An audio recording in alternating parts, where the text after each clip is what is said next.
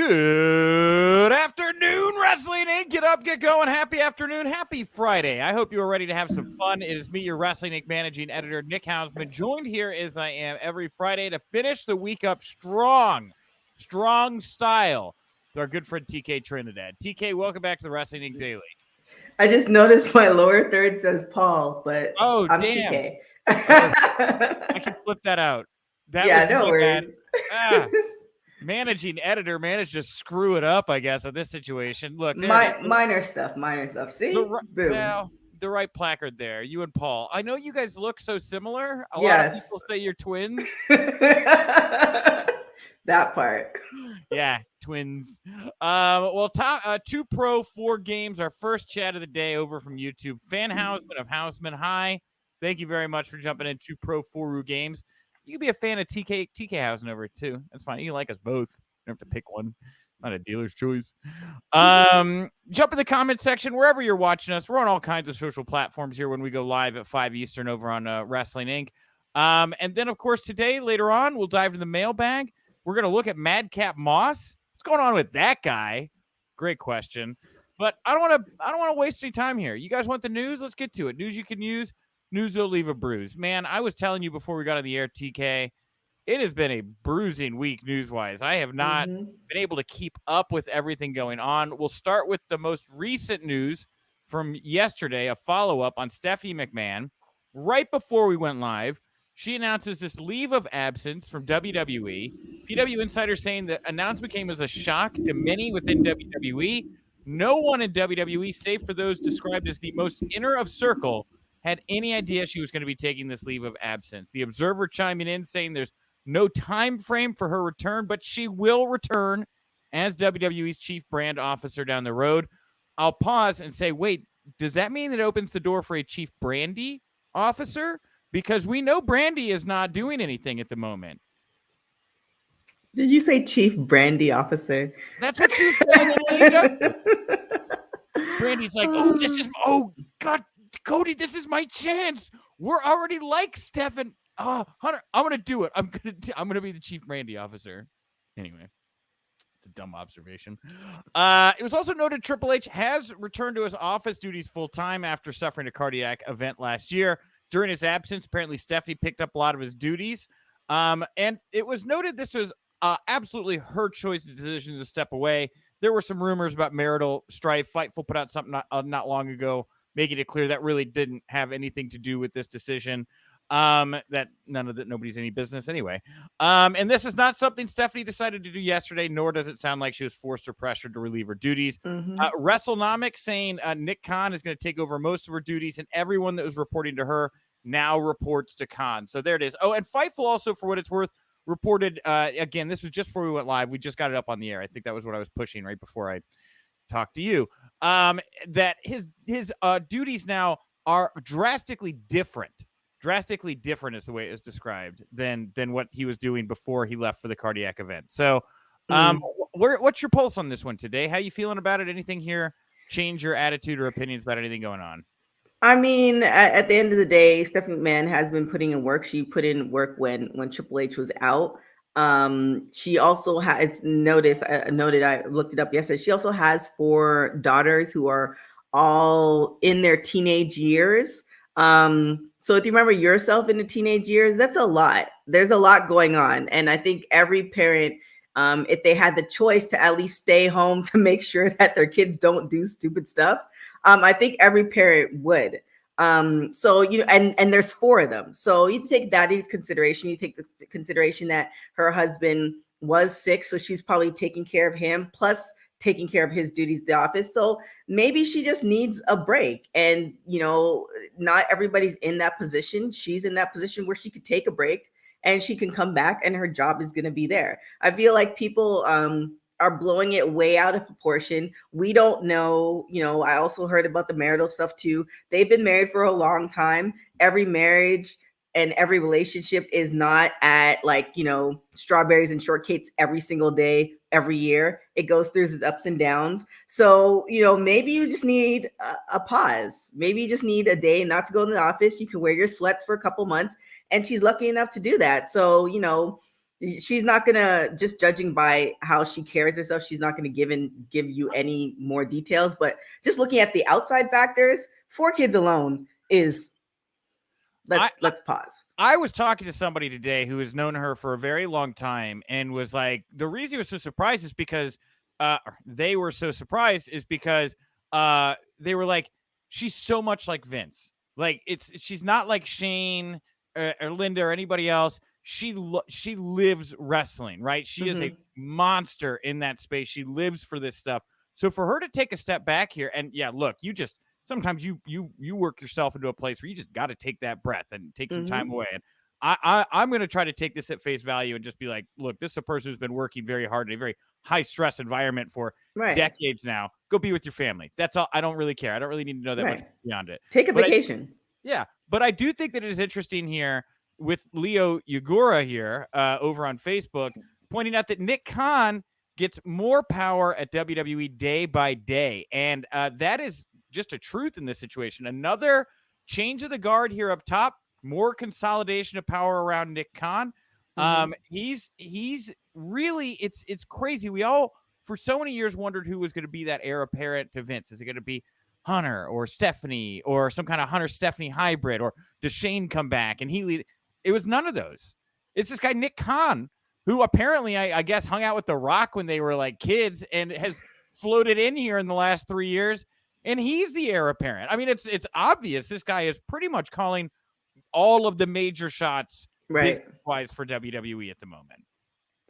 Yeah, I mean, for now, I feel like there might be some shakeups when, I mean, you don't have to state the obvious. Vince is not going to be here forever. So I think there's going to be a lot of shakeups when that does happen that we're not necessarily anticipating. I think what we can guarantee for sure, wrestling is like life and WWE is like life. And something that you might expect, it just won't happen. Like, so. Yeah. And I love this comment here from Twitch over from Drusifer2A. Nick Khan is actually Tony Khan in a Scooby-Doo type of disguise, which is maybe a fact. I don't want we've never seen him in the same place at the same time, to the best of my well, anything's possible. All right. So we're kind of wrapping the week here talking Stephanie. Let's continue to talk about the story that took this week by storm. Thank you very much, by the way, to Sasha Banks and Naomi for helping pay all of our bills at Wrestling Inc. here for quite some time. Masked Men spoke with former WWE writer Kazim Famuyid. I probably butchered your last name, Kazim. I apologize for that. But he revealed that Naomi and Sasha Banks, their WWE contracts are up in 2 months. Now, he was also quick to point out that, like, he doesn't know if this situation all of a sudden, like, freezes their contracts. Are they caught in 2-month purgatory forever, or until they come back and work 2 months and can get out of it? Do they have great lawyers that are going to be like, this thing is written on toilet paper as it is and light it on fire? Like, 2 months, though. These two could be free agents. Now, TK, I'm sure you have no opinions about what's going on here in this particular situation. I kid. How you've watched this all play out all week, TK. I'm really interested to know what you think about this story. Again, I feel like it's news, so we blew it a lot out of proportion. We took a statement, and then there was so many different stories that's going with it. And we really don't know. There's 2 different stories. So, for instance, we're having, Sasha's the ringleader, and she led Naomi astray, and they're now, gave their belts up and stuff like that. But you also have to put in perspective that on Naomi's side, they haven't been putting respect on Naomi's name for a long period of time. Yeah. They gave her that terrible storyline with Sonya Deville. She's been, she's had months out where she wasn't sick, she wasn't ill, she just didn't have a story. Like, they haven't been really giving her much for the last 2 to 3 years. And as a person who has talent and who's been to the mountaintop, it's one of those things that they're just kind of floating at the bottom, but you've been there. And on top of that, your husband is there all the time. It's frustrating. So, you finally get a storyline. And I think I had said this last week that I don't see them staying together for a long period of time because WWE just doesn't have respect on the women's tag team titles. It was lazy. Like, right.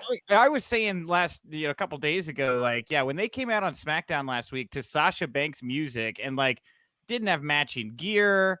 He's the champs, right? Yeah. Like in like I was like, look at RK Bro. Those are the men's tag champs, and granted, they're kind of just an odd pairing too. But like theme music, Mm-hmm. a logo, you know, Yep. like some camaraderie, some attempt to try to make them a unit, and there was just none of that.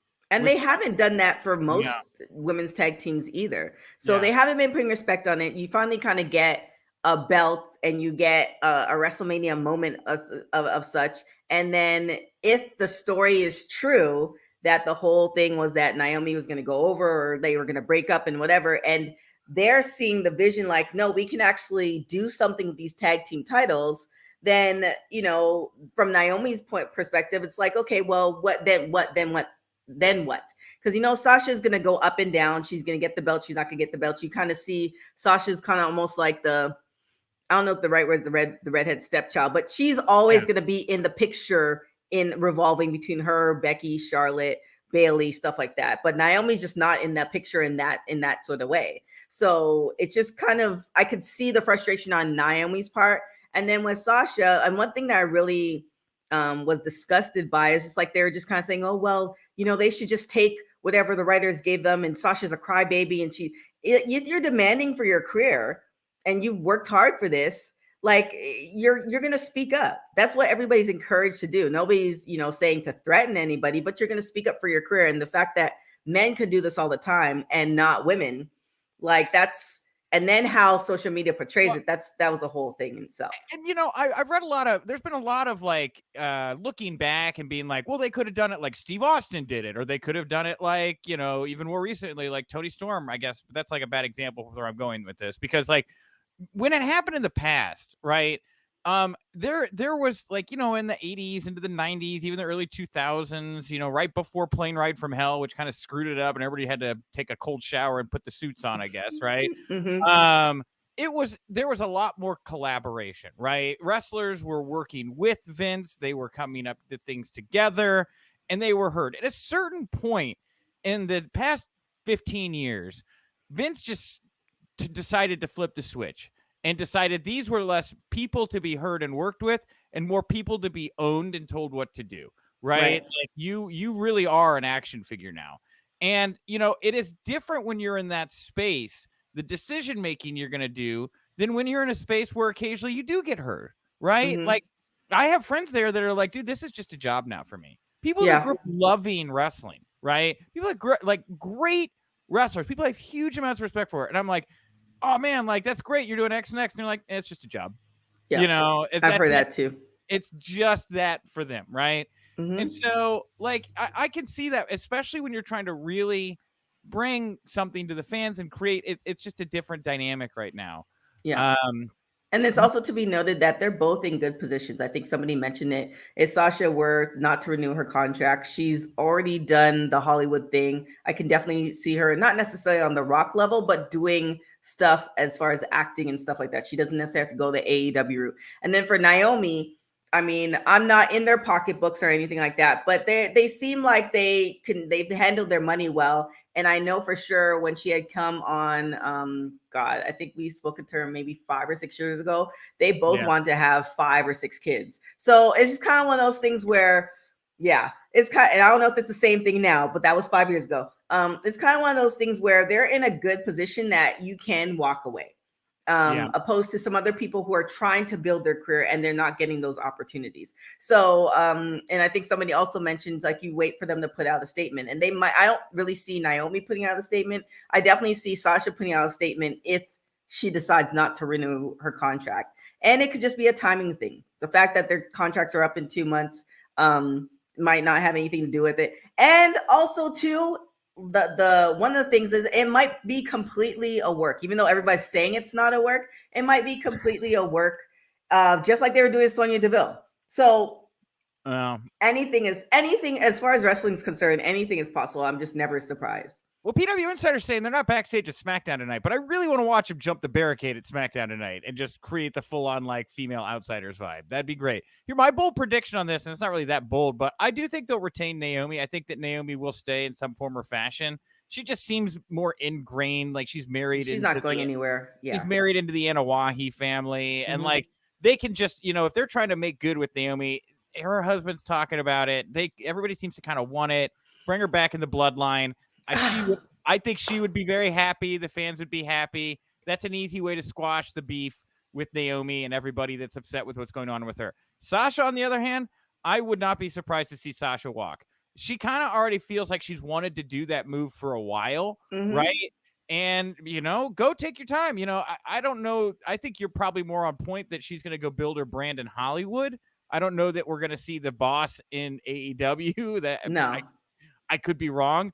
But I think by SummerSlam, yeah, we could see Sasha out doing her own thing, and maybe by SummerSlam, Naomi in the bloodline. I just see those as the two paths of least resistance for everybody involved here. Yeah, I mean, and that makes sense. But I think I was talking to somebody on the phone like an hour ago, and you mentioned it too. They don't care about our feelings, and they don't care about placating to us. It's whatever they feel. So I mean, that bloodline storyline makes sense. It makes sense leading up to Hollywood for WrestleMania, but we've seen, you probably more than I have seen it time and time again, where stuff that makes sense just doesn't happen. So, well, talk about Roman Reigns. We actually have two Roman Reigns pieces. We're going to get to the buzzier one first, but number two, I'm actually more excited about. But first of all, Wrestling Observer saying undisputed WWE Universal Champion, hate that, Roman Reigns will reportedly wrestle Riddle, Randy Orton, and McIntyre at 3 upcoming stadium shows: Money in the Bank July 2nd, SummerSlam July 30th, and Clash at the Castle September 3rd. So, similarly to like what they were doing with Naomi and Sasha, potentially breaking them up, tag champions to be used as singles competitors, looks like RK Bro and singles bouts here through the summer, possibly. McIntyre, Clash at the Castle. What do you think about this? I just get so frustrated with I wasn't really a fan of RK Bro, but now I am, and it looks very much so. And I forgot to ask Randy Orton's wife about this. It looks very much so that Randy seems happier. Like it seems like he's having way more fun with this part of being part of RK Bro. And I just get so frustrated with the tag teams where it's just like you throw a lot of tag teams together, and what's the point? If you're gonna throw these tag teams together just because you need a tag team just to break them up, then just why bother have a tag team division anyway? Because I feel like you're missing a good amount of money. You create a legitimate tag team that's together for a couple of years. You're talking about merchandise. You're talking about passing the titles back and forth. I mean, you can look at, and it's not necessarily going to work the first time out, but you're going to have to play it out. I always reference New Day when they first started out. They came out with a church choir. Nobody was really feeling them. And then it blew my mind. I was in the stadium one time and I saw this old white dude gyrating his hips when New Day came out. It was just kind of this is and that was the buildup. So it's put together tag teams that make sense. And it's just if you intend on breaking them up, then don't bother put them together anyway. So that's kind of frustrating with that. And then for them to announce kind of the plans leading up, it kind of takes away the suspense of belief. It's okay, well, because you watch wrestling for good wrestling, but it's also good storylines. And if it's a storyline that you already kind of know the gist of what's happening, then I am a little surprised that Dave was just so blatantly giving away, booking for the next 5 months. I mean, he gives away a lot, but you're right. It does kind of kill some of the fun when you can see the story arc playing out that far. And I will also point out here, I thought there was a chance, SummerSlam, maybe Cody Roman, because it just seems like such an easy layup for Cody to win Money in the Bank and, do the heroic thing and take the title shot at SummerSlam. This does not have Cody Rhodes in the mix here for the foreseeable future. I know a lot of people want to see Roman Rock 39. Seems like there's a very good chance of that. I'm kind of weirdly at a place where I see maybe Cody Rhodes being inserted in that to make a triple threat. If they do that, please don't do that. I don't know, but I'm trying to figure out where all these paths. It's either that or they do Rock Roman heads up. They keep Cody away from Roman for a year. And then on the other side of WrestleMania, after Roman has finally beat The Rock, there's King Cody Rhodes, because I'm pretty sure he will have won King of the Ring by that point. Okay. They're giving him all the accolades. But on the other side of Mania, we're going to have this Cody Rhodes to go up against Roman after beating The Rock. I don't know. I'm just trying to visualize where all these paths converge. And that's kind of possible. I think we're seeing Roman. I think you posted it maybe a week or two ago where his schedule is going to be decreasing a lot. Yeah. I think we're going to see Roman more on eventually kind of leading to the Brock Lesnar type bookings where you're not going to see him on every show. So that would kind of make sense that once Roman beats The Rock, that's where it's going to be like, okay, he's not going to be doing as many bookings, and then kind of they can have their thing, and then Cody leads it, and then Roman takes a break. That's possible. But I don't know, and it's a catch-22. I don't know if the WWE universe can wait that long, but WWE Vince McMahon doesn't really care what we wait for or not. So it doesn't. It's up in there. I do like that story, but a year seems like a long time. See, Nicholas, my plant friend here, saying I believe it will be Cody versus Roman at next year's Mania. And again, if it's like not gonna be Rock Roman, like if that's not the plan, like maybe I think Cody Roman probably would be the main event if Rock's not in. Like, I mean, who else can you put in there right now? I know, I agree, but it's just so frustrating if the Rock is if he's not in next year for that layup of a match that will just be on every major outlet. WrestleMania in Hollywood, like what Vince McMahon, Nick Khan, what are you doing with your life? Like, I just feel like that, because The Rock is everywhere. So now you have the potential of like hitting every major outlet, every major magazine leading up to WrestleMania. The tickets that are what, I don't know, 500, 1,000, 1,500 can now skyrocket to 3,000 because people are going to want to see that. Like, it doesn't, what are you doing with your life? I'll just put it out. I'll just put this juju out there. Cody wins Money in the Bank. Rock comes back, wins Royal Rumble. Rock is way to path to WrestleMania. Cody wants to get in the mix. I don't know. It's a weird. I don't think Rock is gonna do. I don't think. I think he's. I think he's. You think he just shows up and he's like, "I want my title shot." I feel like he's got to earn it, right? I agree. He has to earn it. However, he's too big to put him on that type of schedule. Like, it'll be like, all right, you guys get 6 weeks, a lead up into WrestleMania. I'll do a couple of video vignettes. I might show up 1 or 2 times. We have the match, and but like a long term, him actually, I don't see that happening. And if they do, kudos on them, because their TV ratings will be through the roof. But I don't see The Rock doing stuff like that. Plus, insurance wise, I just don't see the clearance. Well, I said we had 2 Roman Reigns notes. This other one here popped me. Do you watch Hacks? It's an HBO Max series. Do you know this show? No. Great show. It's about an aging female comedian called Deborah Vance and her young, sidekick, comic writing partner, quote unquote. It's very, very good. It's hilarious. I highly recommend it. But I was watching it. My fiance Liz loves Hacks as well. Watching it together. And I'm trying to it's like we put this on and I was like, okay, no wrestling, right? We're going to turn the wrestling off. We're going to watch Hacks. We're watching Hacks. And of course there was a wrestling reference on Hacks. The character of Robin can be seen asking her son Marcus if she can DM his ex-boyfriend if Roman Reigns ever goes to AEW. And it was such a specific line. It was like, whoever wrote that is a hardcore wrestling nerd. So whoever you are, mystery writer, I just want you to know that you made me look up and say, did they just say that? And I really enjoyed it. It was a great little Easter egg if you're a wrestling fan and you watch Hacks. It was a great little nice moment. Okay, I need to check it out.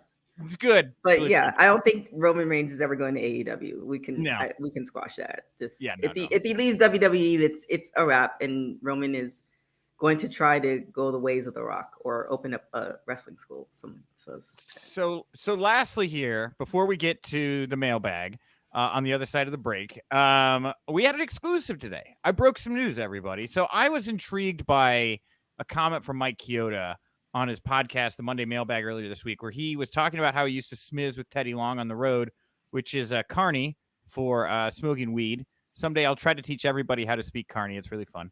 But anyway, he also mentioned how Teddy didn't go out the right way he thought as a character. And he said that Teddy wasn't offered a Legends deal when he went to the Hall of Fame, which just felt weird to me. Right. Like, I thought that you automatically, I thought there was Legends deal. And then I thought in my head, there was a better deal if you go into the Hall of Fame. Now, a Legends deal, you get like upfront royalty money. You get paid a nice amount per appearance for WWE. There's like other perks to it. Basically, yeah, I confirmed that Teddy is not under one of these deals right now. And then I heard like a bunch of other crazy stories about like Teddy's encounters with the front office of WWE, like talking to them about this specific issue. So I had a source tell me that at a WrestleMania, Teddy, it wasn't specified which Mania, but they recalled Teddy approached former WWE Senior Director of Talent Relations, Mark Carrano, about the deal with the company. And Carrano told Long something along the lines of, "Oh, you don't have one?" Which I guess really pissed off Teddy because, like, Mark Carrano's the one who is handing out these deals. He keeps track of them.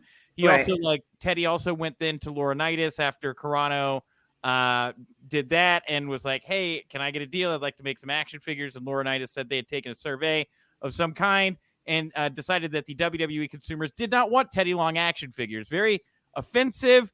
Teddy got upset. I guess he at one point talked to the Undertaker about this. Undertaker got real pissed off about how Teddy was being treated. He almost got involved anyway. So bottom line, it sounds as if this is more common than fans would expect, where there are people that go into the Hall of Fame and then don't get these Legends deals with the intent of turning them into action figures and t-shirts and hats and whatever else may be. There is a hierarchy even within the Hall of Fame of people who, that. Right? That's just like a little weird. It's like we're all in the Hall of Fame, but even within the Hall of Fame, there's like a hierarchy of people who get treated better than other people. And Teddy, I guess, is getting the short end of the stick here. Well, I mean, it's also about the money, right? So unfortunately, you know, him compared to some other folks, I mean, it's unfortunate for him to be treated like that. But if it is about the money, then it's just kind of like almost just be happy you're part of the Hall of Fame. And now you can go around to, I mean, other, you know, WrestleCons and etc. to use that. Like it's almost the same as somebody who was signed to WWE, they got let go, but they're still always going to be a former WWE superstar. So you can kind of use that. It's not necessarily the best scenario to have, you know, in having the Legends deal, but at least you still have that brand recognition. But it still sucks. But I mean, are you surprised though? Like WWE has treated some folks kind of crappy.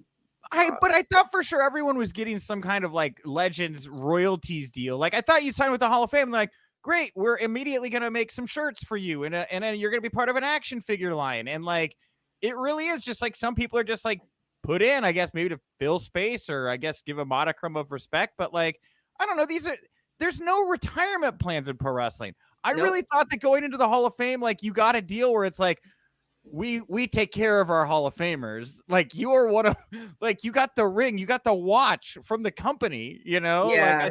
Like I was surprised. I was, especially when I started hearing some other stuff about people who and who didn't get deals and stuff like that. Like there's like, I'm looking at like their overall list, and I probably about 60% of the people on the overall list, I can see that they wouldn't be getting a Legends deal because you barely see them. This episode of the Wrestling Inc. Daily is brought to you by Raycon. You know, moms out there, they're one of the few people that actually call you on the phone and they leave you voicemails anymore. They're like, "Hey, how's your pro wrestling journalism career going?" And I'm like, "Every day is weird. I cover pro wrestling journalism."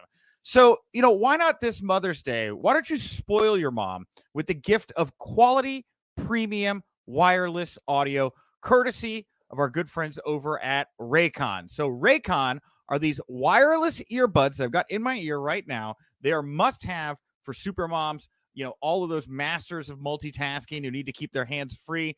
You know, with Raycons, they can stay entertained listening to their favorite podcast, music. They can take phone calls. I was just doing that in the other room. You got this vivid voice technology, all of it hands-free. Look, wearing them, not touching anything. They're user-friendly for moms that aren't used to like wireless technology. Easy to set up. I just opened up the case, which was super easy to do. And then, boom, on my phone, I went over to the Bluetooth area. It said everyday earbuds. I connected, and I'm listening to the music, and I'm talking on the phone. And this right here is great. They got all these different color options you can pick from. I chose black, like the black color, but you can find mom a color that suits her and her personality and her style. You're going to get these optimized gel tips. They're going to make sure that your earbuds fit perfectly in ear. You get to choose from one of 5 sizes. And trust me when I say this, they're not going to budge. Okay, they're not going to budge. Watch me. No budging. I'm swinging my head around. They're staying perfectly in my ear. So for the mom on the go, Raycons offer 8 hours of playtime, a 32-hour battery life with their compact portable charging case just right here. They're priced just for you.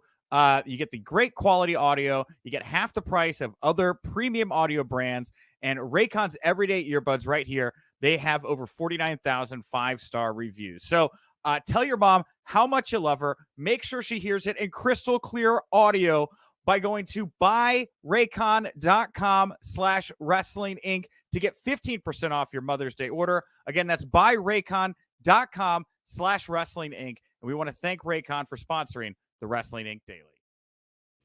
And we're back. I accidentally cut off TK. Sorry, I thought you were giving me the out, and I was trigger happy. Okay. No, you're good. I was just looking at the list, and the lists are just overall. It's just I'm pretty sure about 67% of that list people are not on Legends contracts because you never really see them affiliated with WWE at all. So, yeah, sorry, Teddy, but yeah, see what happens. All right. Well, hey. Great show, great week. We got a little ways to go here at Wink Daily. That's the account to follow if you want to vote in our daily polls. Today's poll question comes from an Wrestling Observer newsletter bit where they say following his return from injury, quote unquote, after Happy Corbin wrapped a steel chair around his head here past week on SmackDown, Madcap Moss, he's expected to be repackaged with a new gimmick. And so I ask everybody out there, how would you repackage Madcap Moss? No question today. All write-ins. Graham, he was mean. He would say he would fire him. That seems like a bad idea. At Hugh Jars, hilarious. Vince's SmackDown protege. I guess he's already got a protege on Raw. In theory, maybe he can just make Riddick his SmackDown protege. Okay. Yeah. We have the Hitman 4. He has the Mad Hatter from Alice in Wonderland. I'm guessing he just wants him to be that. Okay. And lastly here at Generally Faded. Thank you. Generally Faded. I'd have him trash talking like a shoot wrestler, kind of like a roided up Chael Sonnen. Well, God bless. Roided up Chael Sonnen. Let him loose. What happened to him and Chael Sonnen? Oh, he had a great rise. Antonio Garcia's got it. His brother comes in to take his place. Right? I like that. I like that one better than all of them, actually. Hugh Moss. I'm Hugh Moss. I'm Madcap Moss's brother. Hugh.